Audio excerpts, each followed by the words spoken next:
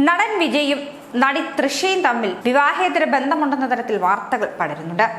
ഇപ്പോഴത്തെ ഒരു തമിഴ് മാധ്യമത്തിന്റെ ഫിലിം അവാർഡ് വേദിയിൽ നടി തൃഷയെ അപഹസിക്കുന്ന തരത്തിൽ നടൻ പാർത്ഥിപൻ ഒരു പരാമർശവും നടത്തിയിരിക്കുന്നു.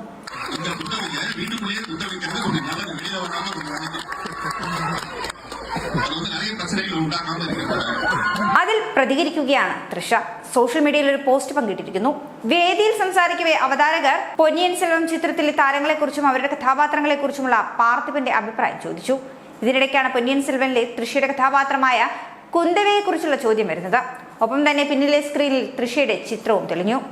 ഇതിന് പാർത്ഥിപൻ നൽകിയ മറുപടിയാണ് വിവാദമായത്. കുന്തവയോട് വീടിനുള്ളിൽ ഇരിക്കാൻ ആവശ്യപ്പെടുന്നതായിരിക്കും നല്ലത്. അവർ വീടിന് വെളിയിലിറങ്ങുന്നത് ഒരുപാട് പ്രശ്നങ്ങൾ സൃഷ്ടിക്കുന്നുണ്ടെന്നാണ് പാർത്ഥിപൻ പറഞ്ഞത്.